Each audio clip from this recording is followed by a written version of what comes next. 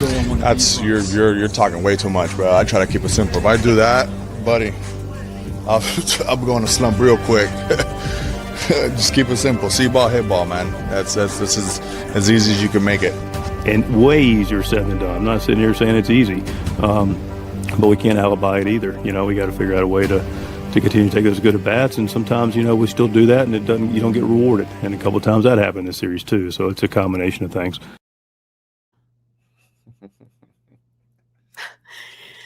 Happy Monday, everybody. Hi, everybody. Welcome to Marty Time TV. I am Marty Caswell. We are brought to you by the all-new Hamul Casino Resort, the Players Place. I thought I'd go ahead and go old school and bring back words of wisdom from Manny Machado. See ball, hit ball. Can it really, really be that easy? Only one person can answer that question. His name is the dapper Bob Scanlan. Join me from somewhere in steamy Philly. Bob Scanlan, how are you today? Marty, I'm doing great. Thanks for having me on. I appreciate it. All right, real quick. How is the weather in Philly? Because when I looked it up, I saw a heat advisory in effect until 8 o'clock, about 91 degrees. So what's it like? The hair looks phenomenal right now. How much spray do you have to go ahead and keep it looking so pristine through this heat? Yeah, great point. I appreciate it. And it's going to be hot. It's going to be sticky. I think it's 89 degrees out there right now with a whole bunch of humidity out there. So the frizzies are going to show up probably. So a little bit of extra spray to keep things in place. But it's interesting because I was talking to the players. They know that it's hot. And I've seen guys, during the game sneak down to the tunnel in between innings, and the training staff going down there with the towels, the ice towels and everything, trying to keep guys cool. So it's a thing. But they also know that it could be worse. It could be a lot worse. And by the way, I'm here in Pacific Beach right now. Okay. I'm just so you know, Bob Scanlan, I know that you're working. I know there's a couple of people working, but nobody in San Diego is working based on the lack of parking and how freaking packed the boardwalk was today. Getting ready for the 4th of July. The weather is beautiful right now. So while you're out there sweating, getting dugout reports with those players, I want you to know that we are laboring in a 70 degree temperature here in San Diego. Marty, my heart goes out to you as it sounds like it's such a challenge to keep that perfect tan you have going. All these visitors from out of town getting in the way of that. So but keep up the great work. Fight through it. All right. Thanks. This is why I bring you on, man, for some words of encouragement. All right, Bob Scanlan, I feel like a lot has changed with the Padres and with baseball since the last time we talked. I'm telling you, the last time we talked, the NL West was the best division in baseball, right? Not only did you have the Dodgers in first place at that time, but you might have two wild card teams coming, the Padres and the Diamondbacks. The D-backs have had a lot of issues, especially with the injuries on their pitching staff. It wouldn't surprise me if they're sellers. And the Padres, man, the offense has not looked the same. We're still waiting on Darvish. We're still waiting on King. And by the way, since then, the Giants, blockbuster deal, they add in Rafi Devers, and they have gone in the toilet offensively since adding him, right? They've lost 5 of 6 at home, got swept by the lowly Marlins, just lost 2 out of 3 to the Chicago White Sox. So what do you make of what's happening right now in baseball and the NL West? Man, you just did a great summary right there. And it's the classic, like you can't predict, right? I mean, things are going to be changing over the course of the season. And I think it's such a great reminder because you broke everything down really effectively there. But we know the Diamondbacks have had pitching issues all season long. They've not been able to resolve that. To your point, the Giants tried to resolve their offensive issues by making this blockbuster trade to bring Devers over. And since then, that's completely gone flat as well. The Dodgers have had their own issues as well from the pitching side, and that's something to keep an eye on. But their offense has just been so explosive and just seems to overcome all of that. And the Padres, as we've talked about, have had pitching issues with guys hurt, but they've been able to cover it in the meantime in the hopes that the offense would kick in and take some of the pressure off of that pitching staff. But that hasn't kicked in yet. So all of these teams have their warts. Some of them have their strengths. They all have their weaknesses as well. And over the course of the season, you're going to see these ebbs and flows, right? Where those weaknesses get exposed more often than others. And so the question then becomes, okay, can these teams rebound after those weaknesses have been exposed and things kind of settle back out and we have some more cohesiveness in this division as things go on. But who knows? And to your point, because of what's going on right now, do some of these front offices now look at it differently? Whereas 2 weeks ago, we're buyers. We're going to fix this bullpen problem, or we're going to find that bat, or whatever it may be. Clearly, the Giants were, but it's not fixed. So now you're getting down to the point with the nitty gritty, right, Marty, where you've got to start really making some decisions. Okay, where are we right now? What can we realistically project? Can we overcome some of these weaknesses that we have, or is it just too much? It's going to scuttle us. That's going to affect the trade market, and that can affect what other teams are doing too in terms of we didn't think we were going to be a buyer, but because all of a sudden these two teams are sellers and they've got a piece that can actually be a difference maker for us, all of a sudden maybe we are buyers. So it's a really crazy time. It's been fun to watch, and who knows what's going to happen, but the next few weeks are certainly going to be important, aren't they, in terms of some of these front offices having Yeah, they really are. And this is the conversation I've had, whether it's AJ Caswell or Kyle Glazer or, or Keith Law or the baseball guys that come on the show, is you just don't know. I mean, every single team you know who's not going to be in it, right? The Marlins and the White Sox, the bottom feeders, but so many teams feel like they have a chance. Look what's even happening right now. I mean, the Phillies are in first place now in the East because the Mets have spiraled. They've been an absolute disaster. So you just don't know. I can't even imagine what the conversation is like with AJ probably in that front office as to how aggressive they should be, because, I'm looking at this roster, who they do have right now, right? You have Manny Machado in his prime. This is his era for me, right? So, by the way, 7 hits short of 2000. We'll get to that shortly in the conversation. But then you have, you're going to have expiring contracts, right? Dylan Cease, perhaps Michael King, Luis Ariz. We'll see what happens to Robert Suarez. That's another conversation we're going to get to. I don't know what you do if you're AJ Preller. Do you go for it, or do you say, you know what, we've got so many holes, but wait a second. Just get to the playoffs. You never know what's going to happen in a short series. And I think that last point that you just made is more powerful nowadays than it's ever been. Whereas it used to be, I think teams looked at it more and tried to project, okay, are we really a World Series team? Are we really that caliber of a ball club? Do we really want to continue to invest in this the way that we need to? Or, we're going to pull up short, so why even make the effort? But to your point, I think nowadays more than ever, teams do just look at it as, just get there, just find a way to get there, and if you're any of these teams, you can justify, well, we don't have the depth of starting pitching possibly to do great in the regular season, but gosh, we got 3 studs that we can depend on if we get to the postseason. We've got enough offense, whatever it may be. And your other point, which I think is totally accurate also, is terms of, it's not just what it's about this season, it's also about the perceived winning window, right? Yeah. Arizona, for example, I think in their mind, they're perceiving, look, we've got a limited window. We've still got control of these guys for this season and next season. This is our chance to do it. So, and then after that, it's probably going to turn into more of a rebuild type thing. So maybe they're going to be a little bit more aggressive, a little bit more inclined to take some risks now, knowing that they're in this window where they're supposed to be winning. So that's certainly going to be a factor for some of these front offices as well. Are you surprised? I'm not surprised anymore because it's been happening for a while, but the Padres' issues offensively. Now, the good news for the Padres is Xander Bogaerts is producing and showing some slug, which was missing from his game. But the thing is, when he has his slug, the Padres seem to find ways to lose those games as they did against the Reds. But are you surprised they have not gotten it going offensively? We're June 30th. Yeah, I am, quite frankly. And we've seen certain players go through hot streaks. Like Manny's been amazing, right? I mean, he's basically put this team on the back of his shoulders and said, okay, boys, here we go. Come on, let's get it going. Luis Ariz has been mostly consistent, got off to the slow start. Then he was the typical on-fire Luis Ariz, then had a little bit of a slump. But, the second most hits, I think, in all of Major League Baseball here in June. So he's back to being who he is. And being effective. And to your point, Xander Bogaerts, and what's really interesting about Xander is when he started getting hot, we went back and looked at some of the peripherals, some of the deeper dive in terms of what he was doing offensively. And actually, all of the peripherals were incredible. I mean, career highs in terms of average exit velocity, barrel rate, not chasing as much. All these things you looked at and said, this guy should be having some of his best offensive times of his career. And it wasn't happening. But then, he stuck with it, and all of a sudden it is showing up, and it's showing up in huge to have Xander actually doing what we know Xander is capable of doing and getting the results that if you looked at the work and look at what he was doing, should have been getting all along. So that's a good sign as well. Fernando, he's been off and on, right? There have been moments where you feel like, okay, it's going to click in and he's going to join. This is the moment. This is the turning point. Yeah. We keep thinking, okay, now it's going to happen. And it just hasn't clicked in on a consistent basis for him. So yeah, a lot of interesting parts. Equally, Gavin Sheets has been a wonderful surprise for the team. Yes, he has. He's done a great job. Not much production from 6 through 9. In fact, the Padres 6 through 9 has been one of the lowest production parts of a lineup in the league. Mm-hmm. But then the other day, when you have Gavin Sheets hitting 6th and Jake Cronenworth hitting 9th, and they both hit huge home runs to help beat the Reds the other day, you're looking at, oh, okay, so it's there. It's capable. It just hasn't been consistent. But to your point, I'm surprised that it hasn't been a little bit more consistent, especially with the runners in scoring position where they stranded 13 yesterday, for example.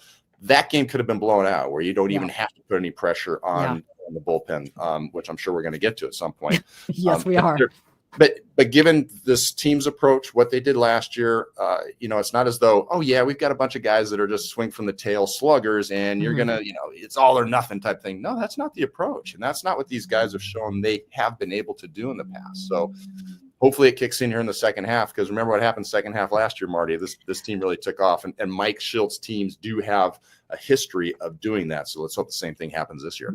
Right before this series, I actually looked at the Padres' record from a year ago, and when they were at the halfway point, and they were 40-40. So actually, they had a worse record a year ago than they do now. I just think that right now you have bigger question marks because of the injuries to the pitching staff. Right? To me, it's always about the pitching, and the defense. If I knew without question, oh yeah, Michael Keane's going to be back. Oh yeah, Yu Darvish, great rehab games, he's back. But now it's like it just seems like when I hear Mike Schilt talk and people talk, it's more about, we wanted to get these guys right for September and the playoffs. The problem is you have to get there. I mean, that's great if they get there, but there's a good chance that you can get buried in this division very, very easily as well. So that's my concern, is the pitching isn't there and the bench is not as deep right now as it was a year ago. Okay. I always tell Mike Schilt after these pregame scrums that I find his answers very, very boring and unsatisfactory. So if I were to know, I know I just give him a hard time, but if I were to ask Schilt, like, when you say, are you concerned with the offense? He's going to say no, because I believe in these guys, the back of the baseball card thing. But what do you think he is indicating by shuffling that lineup the way he did 1 through 4, when it's been the same pretty much since opening day? Yeah, no, to your point, and I actually asked Mike about this the other day in terms of what his expectations were in terms of shuffling the lineup, and how long do you sort of wait to evaluate the effectiveness of it, because that's not his character. And one of the things I really respect and enjoy about watching Mike manage is that he's not showing up with a different lineup on a daily basis. And I know that some people feel like, oh, you got to go for the matchups and everything. There's a human element that I think a lot of people dismiss. The players showing up to the ballpark each day understand and know generally, this is where I'm going to fit into this lineup. This is what my role is. And I don't care what anybody says. I know there's a comfort level. It goes for guys in lineups, and it also goes for bullpens. We're human beings, and stability matters. And so I think it's been to Mike's credit that I think he understands and appreciates that. He's not obtuse to the needs to make changes, right? We've saw him make changes in the past, but it's really got to be something significant and a trend that's been ongoing for him to then disrupt everybody. Because again, you're not just changing one guy. When you change one guy, by definition, you're moving another guy out of a spot. And sometimes it's a snowball effect. And now you've got 3 or 4 guys that all feel like, oh, this is kind of different coming into the clubhouse today. Yeah. So anyway, to the point is, for him to do something, obviously he's trying to shake things up in such a way that let's just try it. Let's see if we can get the production out of these guys that we know is there. It's not as though, okay, I've got a guy in my number 4 spot, and really he's a number 7 hitter. So, let's try somebody else to be something that they're not, and maybe they'll do better than this guy. No, that's not the case. You've got a bunch of guys at the top of this lineup that really could hit anywhere in the top of the lineup, and you can justify it. And so I think it's just trying to find that blend now of, we've got a bunch of talented guys. It's not been coming to fruition as we expected. Let's try to adjust it a little bit, as opposed to, we're taking pieces and putting them in places where we know they really don't belong. Yeah. And that's what Padre lineups have been like in years past, quite frankly, right? Yeah. But in the last few years, that's not the case. We've had a bunch of horses in there, and it's finding out what's going to be that magic recipe that sort of clicks and get guys clicking together at the same time. So hopefully, whatever that magic combination is, this team can find it, because we know the guys in there have a track record. They have the baseball cards, and there's something to be said for that. Remember when Manny had 2 home runs for the first month and a half of the season or something like that? Now, 13 or 14, he's on track to probably hit, over 25 to 30, and he's right back to where we know he's going to be at the end of the season. So he's the one guy I'm the least concerned with when there's struggles. Like the numbers with him are always going to look the same. He is the ultimate baseball card. You know what you're going to get with Manny Machado. By the way, did Schultz indicate like how long he's gonna go with this? No, and I couched the question also with obviously there's a million variables that go on within it, So no, and I don't think you put a timetable on it. You just you watch, how's it going? Are we putting together good at bats? Are we putting pressure on the offense? The other day you could argue, okay, we had 13 guys on base. We left them on base. We didn't come up with the big hit that we needed yesterday against the Reds. But does that mean that the offense wasn't putting together quality at bats and putting pressure on the other side? No, they did, just didn't come up with the big hit. So there's just a lot of variables, right, Marty? And I think you sort of have to watch it, try to be as honest as you can about what you're seeing and not just justifying what you're doing. I think Mike and the Padres are pretty good at that. And so we'll just see. We don't have the crystal ball. Nobody does. But hopefully this offense starts kicking in, because I think, as you and I and most people would agree, that is going to be the key for this ball club, taking some of that pressure off of the starting rotation, off the pitching staff in general, by not having every game be a 1 or a 2 run contest. All right, you just led me magically to my next question. You were talking about taking pressure, right?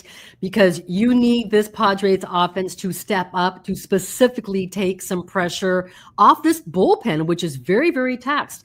What are you seeing right now with Robert Suarez and third blown save of the season yesterday? But what are you seeing with Robert Suarez specifically?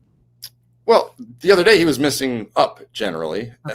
Okay. I mean, third blown save of the season. He had the second best save percentage in all of Major League Baseball behind Josh Hader coming into he had the most saves in Major League Baseball. I don't know. Is anybody pushing the panic button on Robert Suarez because he blew a save yesterday? I don't think it's because of one save. I just think it's like that he was like Mr. Automatic. He came in, game was over. But now it's like what I think from what AC wrote in the UT today, he's given up 9 runs in his last 7 appearances. And so it hasn't been. And the thing is, like right now, if you're the Padres, when the offense is struggling, there isn't much margin for error, right? And there hasn't been all season long, to your point, and that's all fair. And it becomes a question of how much pressure are you putting on this bullpen, and how much longer can it sustain it, right? You look at the number of innings pitched by this bullpen, and I did this about 2 weeks ago because I was kind of curious, like, where does it stand? The Padres were like about a third of the way down from the most innings pitched. I thought, okay, that's not as much as I thought. I thought they were going to be higher. But then I dove into it a little bit deeper, and what kind of surprised me was that, oh, wait a minute. They don't have the most innings pitched necessarily, but they had the 4th most innings pitched with games that were 3 runs or less. So in other words, not too many fluff innings in there, right? I mean, pretty much, hey, the game is on the line. It's reachable. Either you're hanging on to a close lead, or you got a chance to still give it back into this ball game. What does that mean? You're going to use your back end guys and in high tension situations. So Padres are doing that more than anybody else. You look at a guy like Jason Adams and Jeremiah Estrada and Adrian Morejon. All of those guys have a ton of appearances right now, and none of them are fluff appearances. So it's not always the number of innings that you have on your bullpen. It's, are they stressful innings, number one, and number 2, how are they distributed, right? Because other teams also might be in a situation where, all right, we're getting blown out. We can throw in our long guy, and he's going to suck up 3 or 4 innings for us. That's not killing the back end guys. The Padres, they're back end guys almost every single day. That phone is ringing, and that takes a toll after a while. Real quick, that was fantastic. Could you give me the pronunciation that you just gave for Adrian? Is it how'd you say it? Morejon? How do you say his name? Morejon. One more time. Adrian Morejon. Adrian Morejon. Adrian Morejon. Oh boy, I'm gonna do this in post game. How filthy's been, by the way. Oh my gosh. What's that? How filthy has he been? He has been fantastic. Like, if you're going to talk about what's been the biggest surprise for the Padres this season, Adrian Morejon is the top of my list. He has been fantastic. Yeah, credit to him. And again, so much pressure has been put on these guys, but they're doing the best they can. They're not going to be sharp every night, and let's just hope that they can get a little breather. Like it's what we got these 3 games here in Philly. We got a nice long homestand. Yeah. then the All-Star break, Yeah. and that could just be a huge reset for these guys, especially these Penn guys that have just been doing an amazing job. So hang on to that point and recharge. By the way, just real quick, and I 3 more quick questions, hopefully, because I know you have a bus to catch to the ballpark. Where, by the way, I think Bryce Harper, of course, is expected to return versus the Padres, because that's what happens, right? When things are going your way, you get a player like Bryce Harper back. Yeah. So the way that the Dodgers brought back Shohei Ohtani, right, as a pitcher, maybe he was like he's essentially the opener. Would the Padres consider doing that with Yu Darvish? Do you think? Or no? No, I don't think so. And for 2 reasons. First of all, the Dodgers sort of have to do that with Ohtani. Right. He's on the roster. They couldn't send him down on IL stints in any way. They can't work him out of the bullpen, right? Because now you start losing your DH, and how do you take him out and have him go down to the bullpen? So there's all these logistical and reasons why they needed to do it in this fashion. The Padres don't have to do that with Yu Darvish, and I don't think Yu Darvish really wants to do that. He's been, building himself up. His last outing, I believe, was 51 pitches. I think he's scheduled to throw in the next couple of days another simulated game situation where I would assume he would bump it up probably another 15 pitches. That's sort of what you do, another simulated inning. So let's say he gets up to 65-ish, maybe 70 in his next one if everything goes well. At that point, now you can justify, okay, let's give him a start, and he can go 4 or 5 innings theoretically up to 80 pitches or so.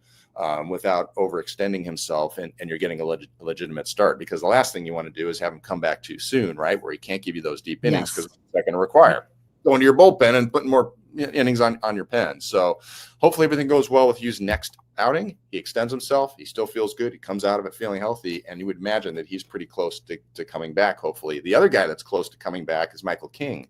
Had a great conversation with Michael the other day. He's playing catch now every other day, because all of a sudden that nerve in the back of his shoulder, it's activating again. And so about a week and a half ago, he played catch, and all of a sudden he could just tell, oh my gosh, my shoulder's working properly again. This is amazing. So now they could start. That's awesome.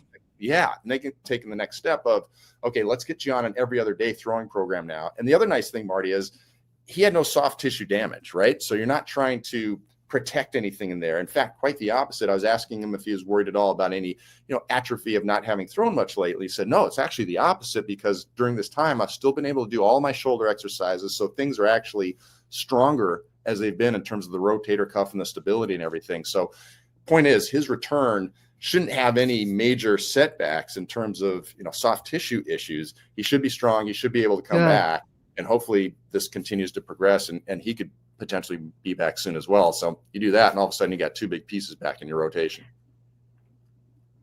That to me changes everything, because I really wondered, like, how much, if you're AJ Preller and you're like, wait a second, we're still waiting for this, it's past the All-Star break. I wonder how much that was going to change your approach if you didn't have Michael King for you, in the second half. And that's optimistic, because Michael King, the last time we talked to him at Petco Park, he said this nerve could fire at any time, and when it does, that's going to be good news. All right. Hopefully my Wi-Fi is not conking out on you. I've got 2 more things. Let's see. Manny Machado. Oh, wait, I'm sorry. Not before Manny Machado. Stephen Kolek. How impressive has Stephen Kolek been for the Padres? I think he's done an amazing job.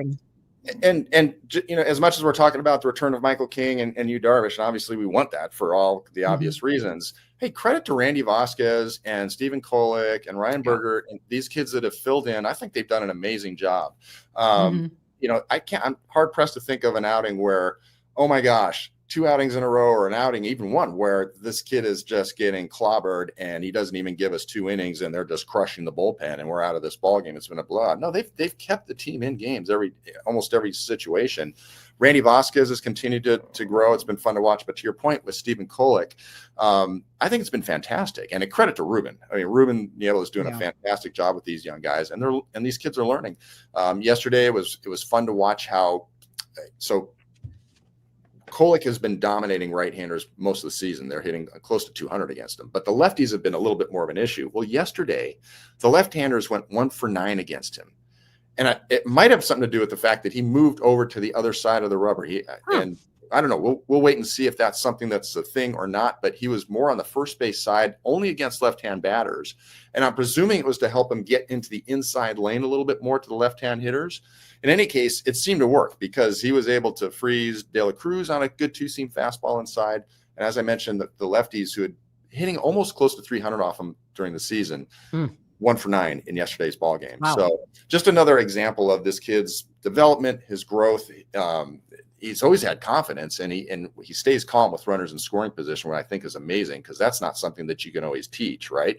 Yep. You see guys get out there and all of a sudden runners on base and it speeds up on them and they panic. Not him. He knows, look, I've got a sinker. I can put the ball on the ground. I can get out of just about any jam with a ground ball double play, and he pitches with that confidence, and he's been able to stay out of the big innings for the most part. So yeah, to your point, been fun to watch him continue to grow and develop, and the other guys have done a nice job as well filling in. And to your point, Bob Scanlan, you have to have aces on this rotation. Hopefully the Padres get some of their big aces back. But Vasquez, Berger, Kolek, they have been invaluable for the Padres in the back of the rotation. You have to have that kind of depth too. Yep. All right. I remember where I was when Tony Gwynn got hit number 2,000 because it came against the Colorado Rockies at Jack Murphy Stadium. In advance of that game, the Padres sold like $2 tickets for every single game in right field. So I was sitting there in section 51 for Tony Gwynn. How big That's a deal? So cool. I love your history with the team, by the way, Marty. Credit to you. That's awesome. It's so much, right? Your fandom has to come from somewhere. All right. Manny Machado, 7 hits short of 2,000. It might happen in San Diego. You never know with it, but it could happen in Philadelphia, which would be fitting because I feel like Bryce Harper and Manny Machado, like their careers always are intertwined forever, right? A lot of similarities. Yeah, for sure. Yeah. It's super exciting. And, I've been talking to some of his teammates about it here, coming into this road trip. Hey, it might happen on this road trip. And you bring the number up and their eyes just glaze at first because just trying to comprehend what that means in terms of, what kind of a length of career you need to put together to start with, and be the success that you need to have over such an extended period of time. And, going back to sort of the back of the baseball card concept of just, man, year after year after year. And players really appreciate that. I mean, it really resonates with them in terms of, it's not just a number, it's what you have to go through to accomplish that number. It's being on the field. And we know Manny gets on the field as much as anybody else in all of Major League Baseball. This guy plays hurt all the time, and so I think guys really, really appreciate it. And it's a big number, and it's another milestone, and really puts him, it further confirms where his status is in the game, and especially not just among active players, but amongst players all time in terms of, another wonderful accomplishment. And it's not as though, and it's the last year of his career and he's hanging on and this is a great ball for him. No, he's got a ton of, production left. A lot of ball left. Yeah, this is just the first of many more exciting milestones that he's going to continue to be a part of and accomplish, and not only for himself, but we as Padre fans and really anybody who's a baseball fan gets a chance to enjoy and appreciate. Yeah, I told Manny at the end of the last homestand, I feel like every single week I'm talking to him about a different milestone. He's already set some Padres milestones, but this is one for baseball. This is fantastic. Okay, last question, Bob. And this I'm sure your answer will cause controversy. Pat or Geno's for cheesesteaks? Oh gosh. It's okay. Oh no. No, it's so funny you brought that up. I haven't thought of that in a long time. So Pat's. Yeah. Okay. And it's because of Dave Marcus, who has been doing the radio for many years. And we came into Philly a number of years ago, and he asked me the same question, like, Bob, where are we going to go? You got to get a cheesesteak. That was a pretty good impersonation. I like it. Okay. And I didn't know. He goes, oh, come on, you got to pick. You got to be at Pat or So he took me over to Pat's, and we did the Pat's thing. And you got to order it just right? You got to say. What does that mean?